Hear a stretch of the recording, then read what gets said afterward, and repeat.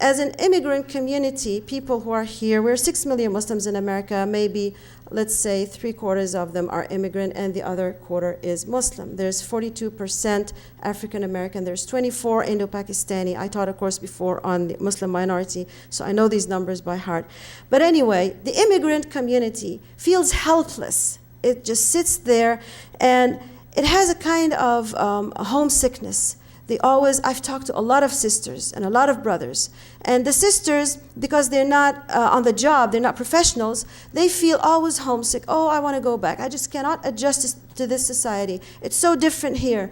I feel there's immorality. I feel I cannot do anything about it. And I'm not going to be part of this society. So my dream is to go back home.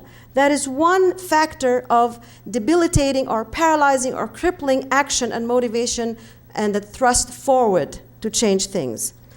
Also, people come here in this country because they feel they want to build careers instead of building Muslims, and instead of building Muslim communities the right way.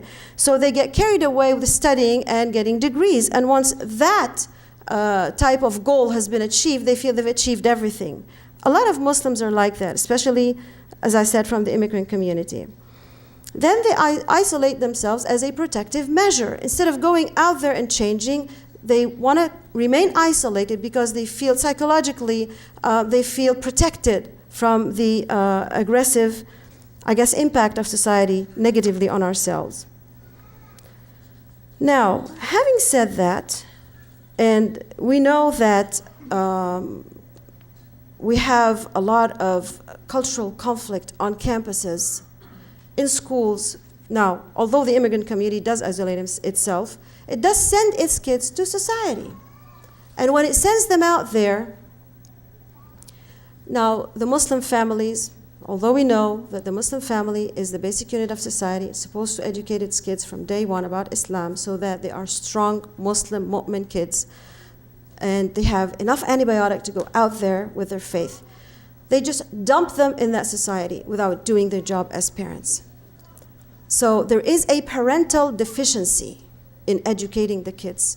So the kids go there to society and they get lost. One factor is parents don't know about the language of the society they're living in, and by their own choice, they have chosen to come here and live in the US. They don't know about the moral harms of this society, and by their own choice, they have chosen not to go back home. And that's not going to solve the problem because it's corrupt there as it's corrupt here because of media influences. Okay. So they throw their kids in that society, and the kids are totally lost. What have we done about it? Nothing. Now, finally, we're having some parenting classes and workshops in the mosques, and we're going out there and trying to educate parents about taking care of their kids. So we feel, in a way, that there's something that's going to be done, but there's a better way of changing things around in a more effective and aggressive manner.